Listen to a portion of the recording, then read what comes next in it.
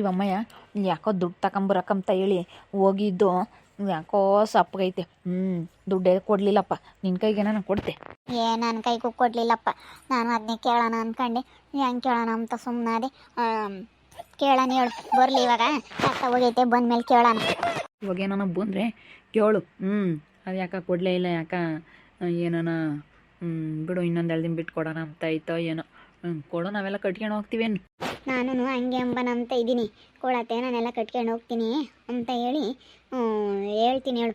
ಮತ್ತು ನಮ್ಗಂತಲೇ ಮತ್ತೆ ತಾಮ್ತಾ ಇರೋದು ಇವಾಗ ಸಂಘದಾಗ ದುಡ್ಡ ನಮಗೆ ಕೊಡಕ್ಕಂತಲೇ ಮತ್ತೆ ತಗೊಂತಾ ಇರೋದು. ಅದೇ ಕೊಡಬೇಕಾಗಿತ್ತು, ನೆನ್ನೆ ಸಹ ಹಾಕ್ತವೆ ಅಂತ ಹೇಳಿ ಹೋಗಿತ್ತು. ನಾನು ಯಾತಕ್ಕೆ ಕೇಳಕ್ಕೆ ಹೋಗಲಿಲ್ಲ. ಕೇಳು ನಿಗಳಪ್ಪ, ಇವ್ರ ಹತ್ರ ಬಂದ್ರೆ ಬರೇ ಆಗ್ಲಲ್ಲ, ದುಡ್ಡಿಂದ ಕೇಳ್ತಾರೆ ಅಂತೇಳಿ ಬೇಜಾರು ಮಾಡ್ಕೊಂಬತ್ತೆ ಅಂತ ಹೇಳಿ ಸುಮ್ಮನಾಗಿದ್ದೀನಿ ಅಷ್ಟೇ. ಏನಪ್ಪ ಇಲ್ಲೇ ಇದ್ದೀರೇನೋ ಇವಾಗ? ಪಾತಣ, ಅದೇ ಇವಾಗ ಇನ್ನೇನು ಬೇಸಿಗೆ ಅಲ್ಲ, ಹಿಂಗೆ ಇಲ್ಲೇ ಹೊರಗೆ ಮಾಡ್ಕೊಂಡು ಉಣ್ಕೊಂಡು ಹಿಂಗೆ ಹೊರ ಮನ್ಕೊಂಡು ಇಲ್ಲೇ ಇದೀವಪ್ಪ. ಇನ್ನೇನು ಮಾಡೋಣ, ಬೀಗ ಹಾಕ್ಯವ್ರಲ್ಲ ಒಟ್ಟೂರಿ ಜನ. ಪತಣ 10 ಲಕ್ಷ ದುಡ್ಡು ಒಂದೇ ಸತಿ ಕೊಟ್ಬಿಡ್ತೀವಿ ಆಗಲೋ ಅಂತ ತಗೊಂಡು ಕೊಟ್ಬಿಡ್ತೀವಿ. ಏನೇಣ ಅವ್ರು ಅಂಥ ಹೊಟ್ಟೆ ಉರಿ ಜನ ಆಗ್ಯಾವೆ. ನಾವು ಒಬ್ಬರೇ ಚೆನ್ನಾಗಿರ್ಬೇಕು ಅಂತಾರೆ ಹೊರತು, ಬಿಡು ನನ್ನ ತಮ್ಮ ಅವನು ಚೆನ್ನಾಗಿರ್ಬೇಕು ಅಂಬೋದೊಂದು ಸ್ವಲ್ಪನಾದ್ರೂ ಅವನಿಗಿಲ್ವಲ್ಲ. ಅಯ್ಯೋ ದೇವ್ರೆ, ಆ ಅಕ್ಕಯ್ಯ ಆದ್ರೂ ಅಯ್ಯಪ್ಪ ಎಂತೆಂಥ ಇದ್ದಾರಪ್ಪ. ನೀವೂ ಆಗವರೆಗೂ ಸುಮ್ಮನಿದ್ದು ಇವಾಗ ಯಾಕೆ ನೀವು ಇಂಥವು ಮಾತಾಡೋಕೆ ಹೋಗ್ತೀರಾ? ಸುಮ್ಮನಿದ್ದು ಬಿಡ್ರಿ, ಮಾತಾಡಬಾರ್ದು. ಪಾಪ ಅವ್ರು ಏನು ಮಾಡ್ಯವ್ರಿ, ಇನ್ನೂ ಒಳ್ಳೇದು ಮಾಡ್ಯವ್ರಿ. ನಾನು ಸೀಟ್ ಪಕ್ಷ ನಂಬ್ತಿದ್ದೆ, ಅವನೇ ನಿಮ್ಮ ಅಣ್ಣನೇ ಪಾಪ ಹೇಳಿದ್ದು ಆಗ್ಲೆಲ್ಲ ಮಾಡೋ ಅಂತ ಬೂತ್ಕಲ್ಲ ಪತಣ, ಒಂದೇ ಸತಿ ಆಸಿಸಿನೇ ಹಾಕ್ಬಿಡು ಅಂತ. ಎಲ್ಲ ಪತಣ, ಇಷ್ಟೆಲ್ಲ ಮಾಡಿಸಿದ್ದಕ್ಕೂ ಇಷ್ಟೆಲ್ಲ ಹೇಳಿದ್ಕೂ ಇವಾಗ ಬೀಗ ಹಾಕಿರಿ ಏನು ಸರ್ಕೊಂಬಂದಂಗೆ ಆಯಿತು. ಬಿಡು, ಕೊಡ್ತಾರೆ ಅಂತ ಹೇಳಿ ಒಂದಲ್ಲ ಒಂದಿನ ಕೊಡ್ತಾರೆ ಬಿಡು. ನನ್ನ ತಮ್ಮ ಅಂತ ಹೇಳಿ ಬೀಗ ತೆಗ್ದಿದ್ರೆ ಅದನ್ನು ಒಪ್ತಿದ್ದೆ. ಯಾವಾಗ ನಮ್ಮ ಮನೆಗೆ ಬೀಗ ಹಾಕೋಕ್ಕೆ ಬಂದ ಆವತ್ತೇ ಗೊತ್ತಾಯ್ತಾನ ಬುದ್ಧಿ ಅಂತದ್ದು ಅಂತೇಳಿ ನಮ್ಮ ಮನೆಗೆ ಯಾವಾಗ ಬೀಗ ಹಾಕಕ್ಕೆ ಬಂದ. ಏನೇ ಅಂದ್ರೂ ನಮ್ಮರೆ ನಮಗೆ ಮೂಲ ಕಣಣ ಪತಣ. ಏನೋ ಬಿಡು, ಚೆನ್ನಾಗಿದ್ದಾನಲ್ಲ ಅಂಬೋದೊಂದು ಸ್ವಲ್ಪನಾದರೂ ಇಲ್ಲ. ನಾವು ಹೆಂಗೆ ಅಂಗಡಿ ಮಾಡ್ಕೊಂಡು ನಮ್ಮ ಪಾಡಿಗೆ ನಾವು ಅಲ್ಲಿದ್ವಿ ಹೆಂಗನೋ. ಇವಾಗ ಹೆಂಗ ದೇವ್ರು ನಮಗೆ ಒಂದು ಒಳ್ಳೆ ಕೆಲಸ ಕೊಟ್ಟಿದ್ದಾನೆ, ಮಾಡ್ಕೊಂಡು ಹೋಗ್ತಾ ಇದ್ದೀವಿ. ಹೆಂಗನೋ ಬಿಡ ಅಂಗಡಿ ಅದೆಲ್ಲ ನಾವು ಮಾಡ್ಕೊಂಡು ಹೋಗ್ತಿರೋದ್ರಿಂದ ಎಷ್ಟು ಆಸೆ ನಮ್ಗೆ ಇವಾಗ ಒಂದು ಸ್ವಲ್ಪ. ಮಾಡ್ಕೊಂಡು ಹೋಗ್ರಪ್ಪ, ಏನು ಮಾಡೋಕ್ಕಾಗ, ಚೆನ್ನಾಗಿ ಇತ್ಕೊಂಡು ಹೋಗ್ರಿ. ನಿಮ್ಮ ಅಣ್ಣನ ಸಾಲ ಕೊಟ್ಟು ಇಳ್ಕೊಳ್ರಿ. ಹೆಂಗ ನಂದೇನೈತೆ ನನ್ನ ಕೆಲಸ ಮುಗಿಸ್ಕೊಟ್ಟಿದ್ದೀನಿ. ನಿಮಗೆ ಬಿಟ್ಟಿದ್ದು ನೀವು ಅಣ್ಣ ತಮ್ಮಗಳು ಬಗೆಹರಿಸ್ಕೇಳ್ರಿ. ಸರಿ ಆಯ್ತು ಪತಣ, ಹೇಳು. ನಿಂದೇನೈತೆ, ನಿಂದಿದ್ರಾಗ ಏನಿಲ್ಲ. ನೀನೇನು ದುಡ್ಡು ತಗೊಂಡಿದ್ಯಾ, ಕೆಲಸ ಮಾಡಿಕೊಟ್ಟಿದ್ಯಾ ಅಷ್ಟೇ. ಇನ್ನೇನಿಲ್ಲ, ನಿಂದೇನಿದ್ರಾಗ ಮಾತಾಡೋ ಅಂಥದ್ದೇನಿಲ್ಲ ಹೇಳು. ನಿನ್ನ ಮೇಲೆ ಆತ ನಾವು ಬೇಜಾರು ಮಾಡ್ಕೊಂಬೋದಾಗಲಿ, ನಿನ್ನ ನಂಬೋದಾಗಲಿ, ನಿನ್ನ ಇಷ್ಟರ ಮಾಡೋದಾಗಲಿ ಏನೋ ಮಾಡಲ್ಲ ಹೇಳು ಪತಣ. ನಿಂದೇನೈತೆ, ನಿನ್ನ ಕೆಲಸ ಮುಗಿಸ್ಕೊಟ್ಟಿದ್ಯಾ. ನಮಗೂ ಅವ್ರಿಗೂ ಆಗಲಿಲ್ಲ ಅಂದರೆ ಏನಂತೆ ಅಷ್ಟೇ. ನಮಗೆ ಅವ್ರಿಗೆ ಯಾವಾಗಲೂ ಇದ್ದಿದ್ದೆ ಕಿರಿಕು. ನಾನು ಏನೋ ಒಂದು ಮನೆ ಇಲ್ಲ ಮಾಡ್ಕೊಡೋಣ ಅಂತ ಮಾಡಿಕೊಟ್ಟಿದ್ದೀನಿ. ಹೆಂಗ ಚೆನ್ನಾಗಿ ಇತ್ಕೊಂಡು ಹೋಗಪ್ಪ, ಅಷ್ಟೇ. ಚೆನ್ನಾಗಿರೋದೇ ಬೇಕಾಗಿರೋದು ಕಣ. ನಾವು ಚೆನ್ನಾಗಿರ್ಬೇಕಂತಲೇ ಇರೋದು. ಸಂಗೀತ ಇದ್ದಾಳಲ್ಲ, ಅವಳು ಒಳ್ಳೆಯಾಳಲ್ಲ, ಅವಳಿಗೆ ಚೆನ್ನಾಗಿರೋದೇ ಗೊತ್ತಿಲ್ಲ ಅಣ್ಣ. ಅವಳು ಯಾವಾಗಲೂ ಬರೀ ಕಾಲು ಕೆರ್ಕೊಂಡು ಜಗಳಕ್ಕೆ ಬರೋದೇ ನೋಡ್ತಿರ್ತಾಳೆ. ನಾವು ಬಿಡು ಡಿಲ್ವರಿ ಆದಮೇಲೆ ಹೋಗಿ ನೋಡ್ಕೊಂಡು ಬಂದಿದ್ದೀನಿ. ಹೋಗಿ ಪಾಪನೆಲ್ಲ ನೋಡಿಕೊಂಡು ಮಾತಾಡಿಸ್ಕೊಂಡು ಅವನ್ನ ಹಿಂಗೆ ನಾನು ಮಾತಾಡ್ಸಿದ್ರು ಆ ಅಮ್ಮ ಬರೀ ಜಗಳ ಮಾಡೋದು ಬಿಡೋದೇ ಇಲ್ಲ. ಅವಳೇನಿದ್ರು ಜಗಳ ಜಾಸ್ತಿ. ಒಳ್ಳೆಯಾಳಲ್ಲ ಕಣಣ್ಣ ಅಮ್ಮ. ಹೇಳವಳ ಏನು ಅಂತಳದವಳ ಸಂಗೀತ. ಹಂಗಮ್ಮ ಏನೋ ಮಾಡ್ರಿ, ನಾಳೆ ಹೊತ್ತು ನೀವೇ ಚೆನ್ನಾಗಿ ಆಗ್ತೀರಾ. ಯಾಕೆ ನಾನು ಮಾತಾಡ್ಯಾಕೆ ನಿಷ್ಠೂರಾಗಣ, ಏನೋ ಮಾಡ್ಕೊಳ್ರಿ. ಆತ ಹೇಳ್ತಿದ್ದಪ್ಪ ಆತ ಏನಿಲ್ಲ, ನಾನು ಹೇಳ್ದೆ ಬೀಗ ಕೊಡ್ರಿ ಅಂತ, ಕೊಡಲ್ಲ ಅಂತಂದ್ರು ಅಂತ ಹೇಳ್ತಿತ್ತು. ಪಾಪ ಎಷ್ಟೇ ಆಗಲಿ ಕಡೆಗಳದ್ದು ಪಾತಣ್ಣ ಅಂತ ಅದು ನಮ್ಮ ಮೇಲೆ ಎಷ್ಟೋ ಕರುಣೆ ತೋರಿಸುತ್ತೆ. ನಮ್ಮ ಅಣ್ಣಗೆ ಎಷ್ಟೋ ನಮ್ಮ ಮೇಲೆ ಏನೋ ಕನಿಕರ ಐತೆ. ಆದರೆ ನಿಮ್ಮ ದೊಡ್ಡ ಮಗ ದೊಡ್ಡ ಸೊಸೆಗಿಲ್ಲ, ಏನು ಮಾಡೋಣ. ಅವಳ ಜೀವನದಾಗ ಸಂಗೀತ ಬದಲಾಗಲ್ಲ ಅನಿಸುತ್ತೆ. ಅವಳನ್ನ ಇಲ್ಲೋಡು ಬಿಸಾಕೊಂಡಿರ್ಬೇಕು. ಅವಳಿಗೆ ನಾಯಿ ಭಾಳ ಆಗಬೇಕು. ಅವಳೇನಕ್ಕೂ ಕರಿಬಾರ್ದು ಕಣತ್ತೆ ನಾವು. ಹಂಗೆ ಮಾಡಿ ತೋರಿಸ್ಬೇಕು ಅವಳ ಕಣ್ಣೆದ್ರಿಗೆ.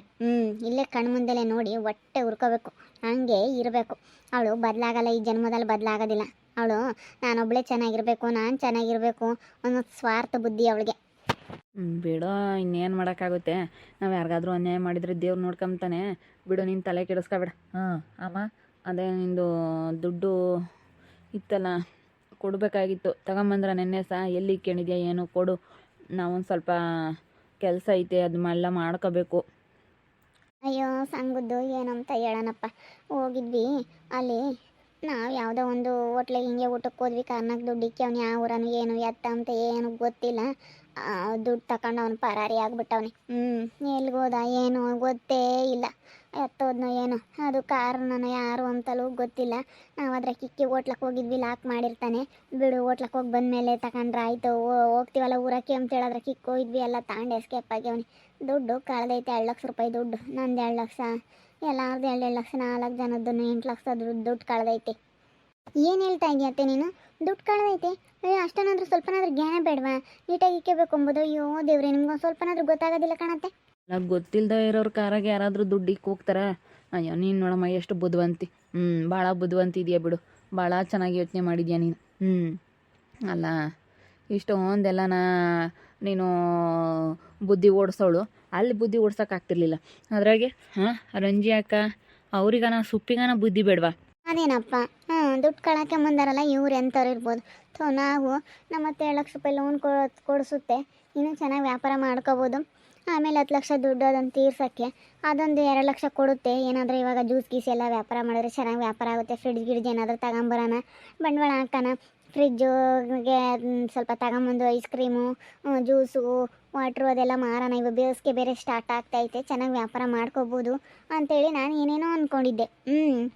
ಕಲ್ಲಂಗಡಿ ಹಣ್ಣು ಎಲ್ಲ ಮಾರೋಣ. ಅದೇ ಅಂಗಡಿ ತಗೆ ಅಲ್ಲಿ ನಮ್ಮ ಮುಂದೆನೇ ಅಂಗಡಿ ಮುಂದೆನೇ ಇಟ್ಕೊಂಡು ಇನ್ನೊಂದು ಥರ ಏನಾದರೂ ಕೈ ಹಾಕಿ ಸ್ವಲ್ಪ ಬಂಡವಾಳ ಹಾಕಿ ಮಾಡೋಣ ಅಂತ ನಾನಿದ್ರೆ, ಇವತ್ತೇ ನೋಡಿ ದುಡ್ಡು ಕಳಕ್ಕೆ ಬಂದು ಹಿಂಗೆ ಅಂತೈತೆ. ಅಯ್ಯೋ ದೇವ್ರಿ, ಗೊತ್ತಾಗಲ್ಲ ಬಿಡು. ಹಂಗಾರೆ ಇವತ್ತಿಗೆ ಒಂದು ಈಟನೂ ಗೊತ್ತಾಗಲ್ಲ. ನಿಜವಾಗ್ಲೂ ಗೊತ್ತಾಗಲ್ಲ ಕಣತ್ತೆ. ಸಣ್ಣ ಹುಡುಗರಿಗೆ ಎಷ್ಟೋ ಗೊತ್ತಾಗುತ್ತೆ, ನಿಮ್ಮಂತರಿಗೆ ಗೊತ್ತಾಗಲ್ಲ. ಅಯ್ಯೋ ಗೊತ್ತಾಗುತ್ತೆ ಕಣಮ್ಮ, ಗೊತ್ತಾಗಲ್ಲ ಅಂತ ಯಾಕಂತೀಯ? ಏನು ಮಾಡ್ತೀಯ?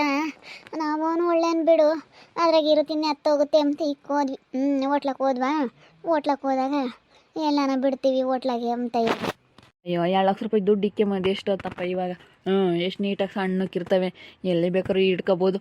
ಕೈಯಾಗೆ ಏನು ಅಷ್ಟೊಂದು ಭಾರ ಆಗಿತ್ತೆ, ಅದು ಹಿಡ್ಕೊಂಬಾರ್ದಲ್ದ ಅಷ್ಟದು 2 ಲಕ್ಷ ದುಡ್ಡು ಈಗ ಹಿಡ್ಕೊಂಬರೋಕ್ಕೆ ಆಗಲಿಲ್ವಲ್ಲ ನಿಮ್ಮ ಕೈಲಿ. ಅಯ್ಯ ದೇವ್ರೇ, ಹೋಗು. ನಾನೇನೇನೋ ಅಂದ್ಕೊಂಡಿದ್ದೆ, ಅದೇನೇನೋ ಆಯಿತು. ಅದೇ ಮತ್ತೆ ನಾವು ಸ್ವಲ್ಪ ಎಲ್ಲದಕ್ಕೂ ಬಂಡವಾಳ ಹಾಕಿ ತೊಗೊಂಬಂದು ಅಂಗಡಿ ಸ್ವಲ್ಪ ಇಂಪ್ರೂವ್ಮೆಂಟ್ ಮಾಡೋಣ ಅಂತ ನಾವಿದ್ರೆ, ಇವತ್ತೇ ಇಂಥದ್ದು ಮಾಡ್ಕೊಂಡು ಕುಕ್ಕಣೈತೆ. ಹೋಗು, ಇದು ಒಳ್ಳೆ ಸವಾಸ ಆಯಿತು. ಎಂತ ಮಾಡೋದಕ್ಕಿಂತ ಸುಮ್ಮನಿರೋದು ವಾಸಿ. ಅದು ಸ್ವಲ್ಪನಾದ್ರೂ ಜ್ಞಾನ ಇಲ್ವಲ್ಲ ನಿಮಗೆ? ಅಯ್ಯೋ ದೇವ್ರೆ, ಒಬ್ರಿಗ ನಾನು ಅಯ್ಯೋ ನನಗೆ ಹೆಂಗೆ ಹಿಂಗಾದ್ರೆ ಅಂತ ಹೇಳಿ ದುಡ್ಡು ಯಾರನ್ನಾದ್ರೂ ಕಂಡರ್ ಗಾಡಿಗಳಿಗೆ ಇಕ್ಕೋಕ್ಕಾಗುತ್ತಾ? ಅದನ್ನಾದರೂ ಸ್ವಲ್ಪ ಯೋಚನೆ ಮಾಡಬೇಕಾ? ಇದು ನನ್ನ ಒಬ್ಳದೇ ಅಲ್ಲ, ಅವ್ರದ್ದು ಎಲ್ಲ ಹೋಗೈತೆ. ಎಲ್ಲರದು ಹೋಗೈತೆ. ಎಲ್ಲರೂ ಇಕ್ಕು ಹೋಗಿದ್ವಿ ಹೋಟ್ಲಕ್ಕೆ ಊಟ ಮಾಡೋಕ್ಕೆ. ಅಯ್ಯೋ, ಮನೆಗೆ ಬಂದು ಉಂಡಿದ್ರೆ ಆಗಿತ್ತು. ನೋಡಲ್ಲೆಲ್ಲ ನಾವು ಊಟಕ್ಕೆ ಹೋಗಿ ಹೆಂಗೆ ಕಳ್ಕೊಂಬಂದಿದ್ದಾಯಿತು. ಹೇಳು. ಇನ್ನೇನು ನಾವೇನೇನೋ ಅಂದ್ಕೊಂಡಿದ್ವಿ, ಎಲ್ಲ ಉಲ್ಟಾ ಆಯ್ತಪ್ಪ ನಮ್ಮ ಪ್ಲಾನ್ ಎಲ್ಲ. ನಾವು ಅಂದ್ಕೊಂಡಿದ್ದೆ ಒಂದು, ಆದರೆ ಇಲ್ಲ ಆಗಿದ್ದೆ ಒಂದು. ಏನು ಮಾಡೋಣಪ್ಪ? ನಾವೇನೇನು ಅದೇ ಬೇಕಲ್ಲ ಮಾಡ್ಕೊಂಡಿರೋದೆ.